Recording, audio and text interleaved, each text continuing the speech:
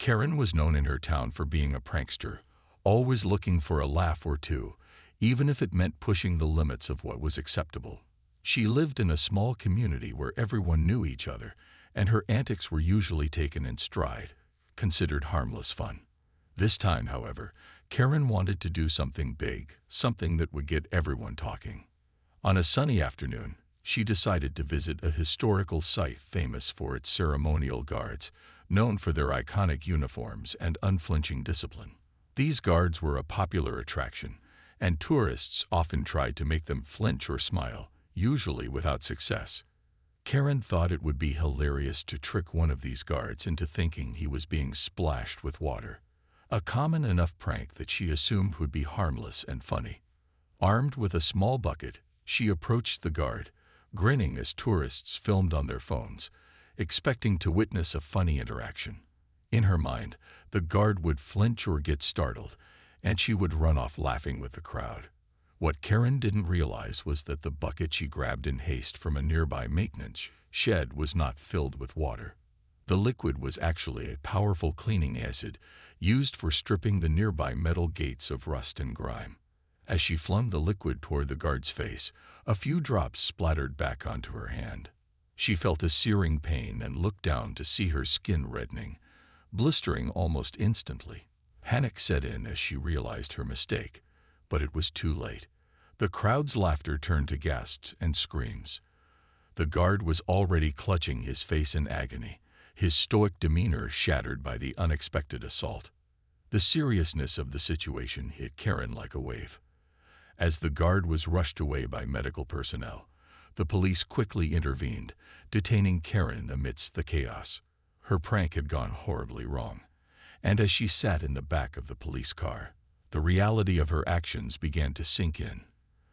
The laughter and thrill she had anticipated were replaced by fear and regret, marking the beginning of a long, unintended consequence that would change her life forever. The small community, once her audience for harmless pranks, would now see her in a completely different light. Karen sat frozen in the back of the police car, her mind racing. Just minutes ago, she had been laughing, expecting to pull off what she thought was a harmless joke. Now she was surrounded by flashing lights, panicked voices, and the heavy realization that something had gone terribly wrong. The scene outside was chaotic. Tourists who had been enjoying their visit were now shocked, some still recording, others turning away in horror. The royal guard, once standing tall and disciplined, was now on his knees, his fellow guards rushing to help him. Paramedics arrived quickly, carefully assisting him into an ambulance as his face remained covered with wet cloths. Karen could still hear his pained groans, and it sent chills down her spine. She had never meant for this to happen. As the police car drove through the streets, Karen's hands trembled. The burning on her own skin from the splashed liquid was nothing compared to the weight pressing down on her chest. The officer in the front seat was silent, but his stern face told her everything. This wasn't just a small mistake, it was serious. At the police station, Karen was led into a dimly lit room with a metal table and 2 chairs. The door shut behind her with a heavy thud, and she was left alone with her thoughts. The sounds of the world outside felt distant, as if she had been pulled into a nightmare she couldn't escape. Her heart pounded in her ears as she replayed the moment over and over. How could she have been so careless? Not long after, the door swung open, and 2 officers stepped in. One sat across from her, flipping open a folder with a deep sigh. "Karen, do you understand what you've done?" the officer asked, his voice firm but controlled. Tears welled up in her eyes. "It was supposed to be a joke," she whispered, her voice barely above a breath. The officer shook his head. "That man might lose his sight because of what you did. This isn't a joke. This is real." Karen's stomach turned. She wanted to rewind time, to take it all back. She wanted to explain that she never meant any harm, that she had grabbed the wrong bucket by accident. But would anyone believe her? Would it even matter? Outside the station, the news had already started spreading. Social media was flooded with videos of the incident, with people calling for justice. Some called her reckless, others cruel. The town that once laughed at her pranks was now turning against her. As she sat in that cold, quiet room, she realized one thing. This was only the beginning of the consequences she would have to face. Karen sat in the holding cell, staring at the cold floor, her mind spinning. She had never imagined herself in a situation like this. Just yesterday, she was joking around with friends, planning harmless pranks. Now, the weight of her actions was crashing down on her like a wave she couldn't escape. Outside the police station, the world had already made up its mind about her. News channels were running the story nonstop.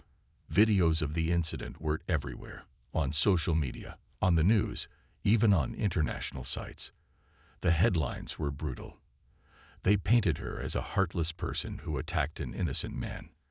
Karen's phone, which had been taken away when she was arrested, was probably flooded with messages, some from people she knew, maybe her family, and others from strangers who had seen the news. She knew what they were saying. She could already hear the angry voices in her head. At that moment, the door to her cell opened, and an officer gestured for her to follow. She was led down a quiet hallway to a small room where her parents were waiting. The moment she saw their faces, guilt hit her like a punch to the stomach. Her mother's eyes were red from crying, and her father looked at her with a mixture of disappointment and sadness. "Karen," her mother's voice trembled. "What were you thinking?" Tears burned Karen's eyes. I didn't know," she stammered. "It was a mistake. I thought it was just water." Her father shook his head. "This isn't a small mistake, Karen. That man is in the hospital. People are furious. Do you understand what you've done?" Karen nodded slowly. She did understand now, more than ever. The next few hours were a blur of legal talk and discussions about what would happen next.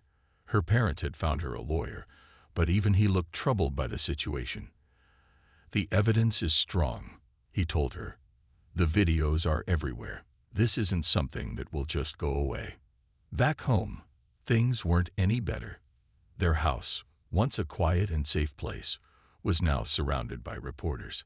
Every time her parents stepped outside, cameras flashed in their faces. Their phone rang constantly, people demanding answers or shouting accusations. Karen's friends had stopped talking to her. Even the ones who had laughed at her pranks before were now distancing themselves. Her social media accounts were filled with angry messages from people she had never met, all calling her cruel, reckless, or worse. Sitting alone in a small, unfamiliar cell, Karen realized how much had changed in just one day.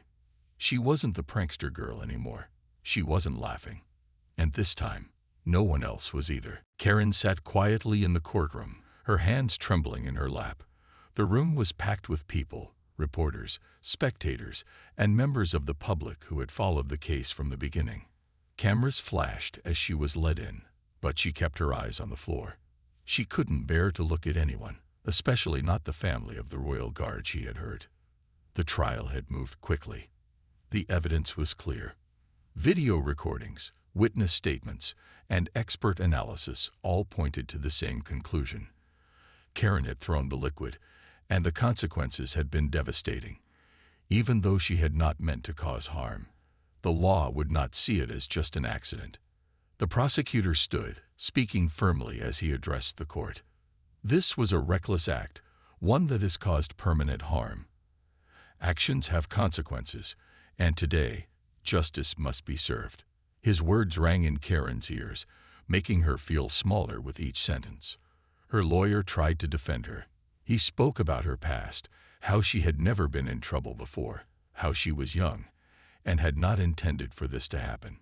He mentioned that Karen had expressed deep regret and had cooperated fully with the authorities. But no words could erase what had happened. No excuse could undo the pain the royal guard had suffered. Then, the moment Karen had dreaded arrived. The victim's family was given a chance to speak. The guard's wife stood up, her hands clutching a piece of paper as she read her statement. Her voice was filled with emotion. "My husband was a strong and proud man," she said, her voice shaking. "Now he struggles to do even the most basic things. His career is over. His life is changed forever. And all because of a careless prank." Tears streamed down Karen's face. She wanted to apologize, to tell them she never wanted this to happen. But she knew her words wouldn't change anything. Finally, the judge spoke. His expression was serious as he looked down at Karen. "You made a choice that day," he said. "It was not an accident that you threw the liquid. And while you may not have known what it was, your reckless actions have changed a man's life forever. The law must take responsibility where you did not." Karen held her breath as the judge announced her sentence. She would serve time in prison. There would be no easy way out. As she was led away, she stole one last glance at the courtroom. Her parents were crying, but they could do nothing to help her now. The reporters were already typing their next headlines, and the Royal Guard's family sat in silence, holding on to each other, trying to move forward from the pain she had caused. This was no longer just a mistake. It was a reality she would have to live with for the rest of her life. Karen sat on the small cot in her prison cell, staring at the rough gray walls. It had been weeks since the trial, but every moment still replayed in her mind. The judge's words, the Royal Guard's wife's voice, the gasps in the courtroom when her sentence was announced. Everything haunted her. Prison was nothing like she had imagined. The cold air, the strict rules, the routine that never changed. It all made her feel trapped in a way she had never felt before. Gone were the days of careless fun, the laughter of friends, and the freedom to do as she pleased. Now her days were controlled by bells and orders. Every mistake had a price here, and she was reminded daily that her actions had led her to this place. She kept to herself at first, avoiding eye contact with the other inmates. Some of them knew who she was. They had seen her on the news, heard about what she had done. Some whispered about her, while others didn't care. In prison, everyone had their own story, their own regrets. But for Karen, the hardest part was knowing that outside these walls, the world still remembered her, but not in the way she wished. Her parents visited once a week. Every time she saw them, they looked older, more tired. Her mother's eyes were always red, and her father rarely spoke. They still loved her, she knew, but things would never be the same. Their once peaceful lives had been shattered by her mistake. "I'm sorry," she told them every time they visited. Her mother would hold her hand tightly and whisper, "We know, Karen, we know." But sorrow always lingered in her voice. Meanwhile, the Royal Guard she had hurt was still recovering. She read about him in the newspapers they gave her in the prison library. He had undergone multiple surgeries, and though his condition was stable, his life had changed forever. He could no longer serve as a guard, something he had dedicated his life to.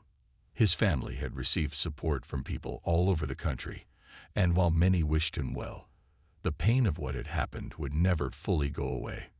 Karen thought about writing him a letter, but every time she picked up a pen, she froze. What could she possibly say? That she was sorry. That she wished she could take it back. She knew that words wouldn't heal his scars or bring back the life he had lost. Days turned into weeks, then months. Slowly, Karen realized that she had two choices. She could either sink into regret forever, or she could try to change. She began attending rehabilitation programs in the prison, listening to speakers talk about responsibility and second chances. She started reading more, learning about people who had made mistakes, but worked to make things right. But deep down, she still wondered, would she ever be forgiven? Or would she always be the girl who ruined someone's life with a single reckless action? As months passed, Karen found herself becoming more introspective. She had spent so many years making jokes and pranks, never really thinking about the consequences. But now, every moment felt like a reminder of just how wrong things could go when she acted without thinking. Life in prison was hard, but Karen had started to adjust. The daily routines, the rules, the limited freedom. It was all a far cry from the carefree life she had once known. She spent most of her time reading, trying to fill the silence with something that would distract her from the guilt gnawing at her. She had taken up writing in a small journal, recording her thoughts, her regrets, and the slow process of change she was trying to go through. Karen's lawyer had told her that there might be a chance for parole if she continued to show remorse and work on herself. That thought kept her going on the darkest days. She began to attend the prison's rehabilitation classes, hoping that learning about responsibility and personal growth might help her make sense of what had happened. The counselors spoke about finding the courage to face the consequences of one's actions, and Karen began to see the truth in their words. She couldn't undo the harm she had caused, but she could at least make an effort to be a better person moving forward. Despite her efforts, it wasn't easy to escape the memories of what she had done. She still thought about the royal guard and his family. Karen had heard through the prison grapevine that he was doing better physically, but his life would never be the same. His career had ended, and the wounds, both physical and emotional, would take years to heal. Karen couldn't imagine how it must feel for him, and every time she thought of him, her heart ached. She had tried to write him a letter once, but the words never came. How could she express how sorry she was? How could she tell him that she never meant for anything like this to happen? It all seemed so insignificant compared to the life-changing consequences he had faced. Still, Karen had started to see small changes in herself. She was no longer the same person who had made that awful decision on a whim. The anger, the impatience, the selfishness, she could feel them slowly slipping away as she worked on herself. But she knew the road ahead would be long. Her actions had caused pain that couldn't be erased. She would have to live with that for the rest of her life, no matter how much she changed. Over time, Karen became a volunteer in the prison's peer support programs, helping other inmates who were struggling with their own regrets and problems. It wasn't much, but it gave her a sense of purpose. She wasn't just sitting idly by anymore. She was trying to make amends in whatever way she could, even if it wasn't enough to fix the past. Her parents continued to visit every week, but the strain of the situation was clear. They were proud of the progress Karen had made, but their pain hadn't gone away. It never would. Karen didn't expect it to. What she did expect, though, was that she would spend the rest of her life trying to be someone worthy of their love again. After several months in prison, Karen had begun to understand the weight of the decisions she had made, and she felt a growing sense of responsibility to make things right. The days had become more routine, but they weren't as hard as before. She had come to terms with the fact that she could never undo what had happened, but she could still work toward becoming a better person. Karen spent much of her time reading books about personal growth and self-improvement. She had always been someone who acted impulsively, never thinking about the consequences of her actions. But now in this quiet space, she had the time to reflect on what she had done and what she could do to move forward. She started taking every class offered in the prison: anger management, communication skills, life coaching, all in the hopes of bettering herself and learning from her mistakes. She also became more involved in the rehabilitation programs. As part of her efforts to help others, Karen started leading small group discussions with fellow inmates. At first, it felt awkward, like she didn't belong in that position. But as time went on, she realized that her mistakes, painful as they were, had given her a perspective that no one else in the group had. She shared her story with others, and while they didn't all react the same way, some were grateful for her honesty. It was the first time in a long while that Karen felt like she was contributing to something positive. Still, the guilt remained, never leaving her. She thought about the royal guard and his family almost every day. She heard that he was slowly recovering, but his life had changed completely. He would never be the same man, and Karen couldn't help but feel that she was responsible for his suffering. She was determined to make it right, but she didn't know how. One day, Karen made the decision to write him a letter. It wasn't easy, and it took several tries. But in the end, she poured out her heart on the page. She told him how deeply sorry she was, how much regret she felt every single day. She wrote about her realization of the pain she had caused, and how she could never take it back. It was a simple letter, filled with her sincerest apologies, but she knew it wouldn't fix everything. It was just a start, a small step toward trying to make amends. When she sent the letter, Karen wasn't sure what she expected. Maybe nothing at all. But months passed, and one day she received a letter in return. Her heart raced as she opened it. It was short, but it wasn't as cold as she had feared. The Royal Guard wrote that he had read her letter, and while the road to recovery was long, he appreciated her words. He didn't forgive her entirely, and he wasn't sure if he ever could. But he acknowledged the pain she felt, and that meant something to Karen. It wasn't the closure she hoped for, but it was something. Karen knew that her journey toward redemption wasn't over. There were no easy answers, no quick fixes, but she was learning, slowly, that she could change. She wasn't the same person she had been before the incident, and while she couldn't undo the damage she'd done, she could keep moving forward. She had a long road ahead of her, but she was ready to face it, one step at a time. Karen woke up early, as she had done for the past few months. The routine was comforting in a way, though it was a constant reminder of where she was and why. Prison life had become more bearable over time, but she knew it would never feel like home. Still, she had learned to find small moments of peace in the chaos. Every day she was growing, slowly but steadily, into someone she could be proud of again, even if it felt like a lifetime ago that she had been that person. Each morning she sat in the small, dimly lit room, staring out the barred window as the day began. She thought about her letter to the Royal Guard and the reply she had received. It wasn't forgiveness, not yet, but it was a start. That small acknowledgement had meant more to her than anything in the world. It made her realize that perhaps redemption wasn't about erasing the past, but about taking responsibility and showing that she could change. Karen had been working hard on herself, taking part in rehabilitation programs, studying, reading books about personal growth, and volunteering to help other inmates. But even with all the progress she was making, the guilt of what she had done never fully went away. Every time she closed her eyes, she saw the guard's face in her mind. She heard the pain in his wife's voice. No matter how much time passed, it was a burden she couldn't escape. One afternoon, Karen was called to the warden's office.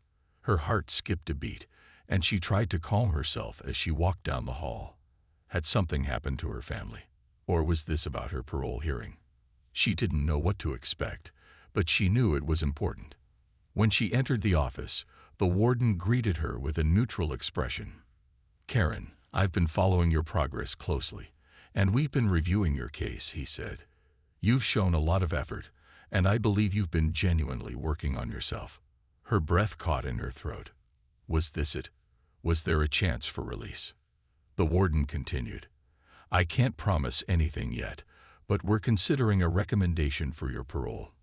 If you keep showing this level of commitment, there's a chance you could be released sooner than expected."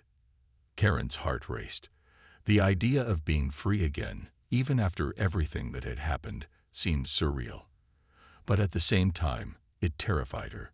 She was still so far from fixing everything. The weight of her actions would follow her for the rest of her life.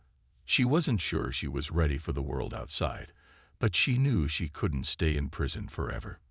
The news of the possible parole didn't bring Karen the excitement she thought it would. It was mixed with a sense of fear, uncertainty, and even a bit of guilt. What would life be like once she was released? Would she be able to repair the relationship she had broken? Could she ever truly make amends for the damage she caused? As the days passed, Karen prepared for the parole hearing. She knew she had to continue proving that she had changed, that she had learned from her mistakes. The process was slow, but she was determined to make it count. She didn't expect to be forgiven by everyone, especially not the Royal Guard. But she had learned one important thing over the past months. Redemption wasn't about waiting for others to forgive her. It was about forgiving herself, taking responsibility, and doing the best she could moving forward. Karen knew it would be a long road. The path to healing for both her and the Royal Guard was uncertain. But for the first time in a long while, she felt like she had a chance to start over, to rebuild what she had lost, and to make something better out of the mess she had made. She had taken the first step, and she wasn't going to stop now.